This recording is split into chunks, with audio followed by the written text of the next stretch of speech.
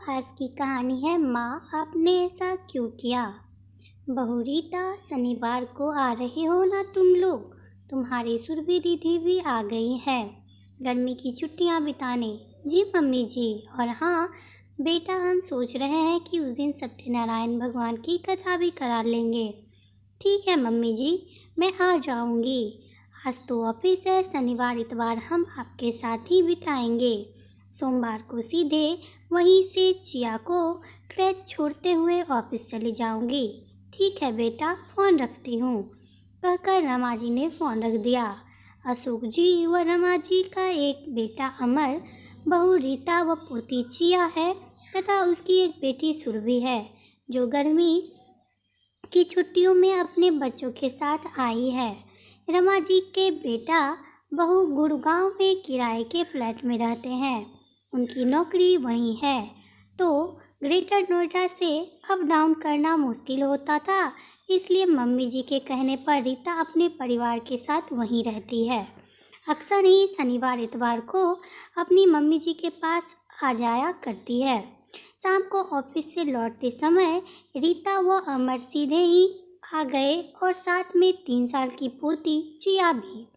Chia को देख सब खुश हुए।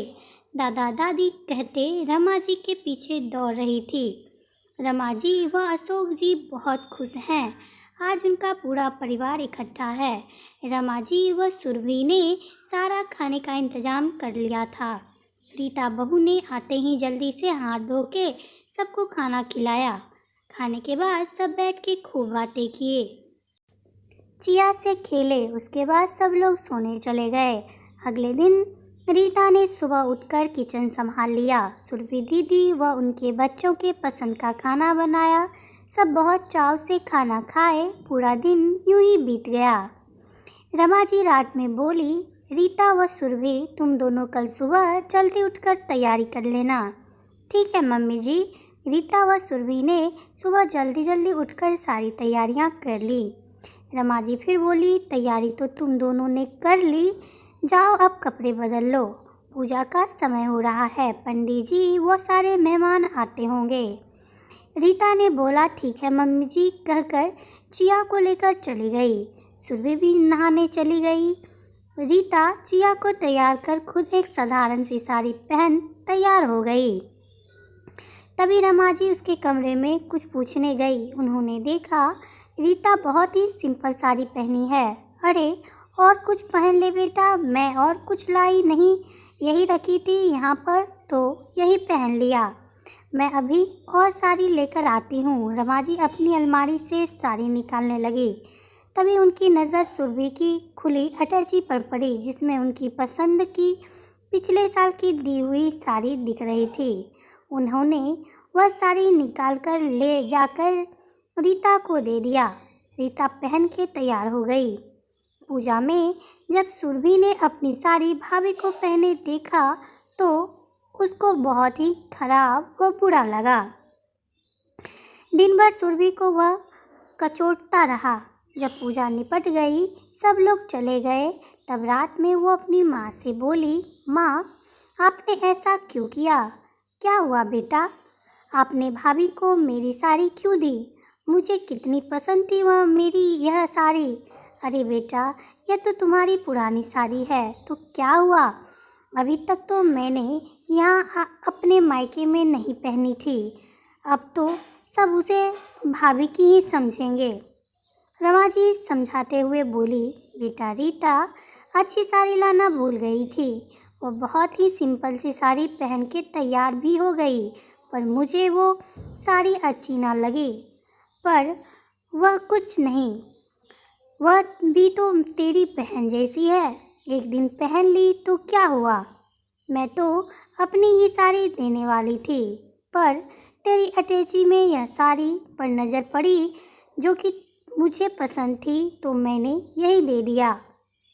और भी सुंदर सुंदर नई साड़ियाँ भी तुम्हारी अटैची में मुझे दिखी, मैंने बिना तुमसे पूछे उसे दे दिया, क्योंकि उस समय तुम नहाने गई थी।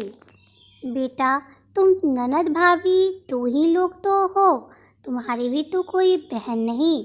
अब तुम दोनों को एक दूसरे के साथ मिलकर रहना चाहिए। देखो, वह भी हम सबका कितना ध्यान रखती है। तू कभी उससे कोई चीज़ मांगे तो क्या वह तुम्हें मना कर देगी? तो क्या तुमको भी उसे अपनी चीज़ें नहीं देनी चाहिए? जी माँ, आप सही कह रही हैं, सुरभि ने कुछ सोचते हुए बोला। अब सुरभि को माँ की बातें समझ में आ गई थी। दिन भर की मन की मलिनता अब धुल चुकी थी। सुरभि को अपनी सोच पर पछतावा हो रहा था।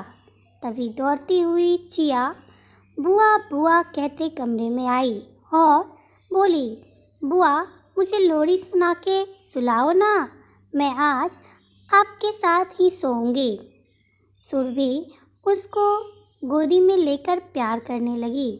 दोस्तों, अक्सर ऐसा ही होता है, हमारे मन में गलतफहमियां हो जाती है जिसके कारण हमारे रिश्ते में खटास आ जाती है। तो चलिए आगे की कहानी हम सुनते हैं। रीता भी पीछे से साड़ी लेकर आई और सुरभि को साड़ी देते हुए थैंक यू दीदी बोली और कहा, आज आपने यह साड़ी मुझे पहनने को दी, मुझे बहुत ही अच्छा लगा। सुरभि माँ को देखकर मुस्कुरा दी। उसे समझ में आ गया था, माँ ने यही बोलकर दिया होगा कि सुरभि ने तुम्हारे लिए भेजा है। रीता चिया से बोली, चलो बेटा, बुआ जी को सोने दो, आज काम में थक गई होगी। कहते ही चिया कूदकर रीता की गोदी में आ गई और रीता चिया को लेकर चली गई। अगर आपको मेरा यह छोटा सा प्रयास अच्छा लगा हो तो आप मेरे चैनल को लाइक शेयर और सब्सक्राइब जरूर करें। साथ ही बेल आइकन को प्रेस करें और कमेंट करके ये बताना बिल्कुल ना भूलें कि आपको ये कहानी कैसी लगी।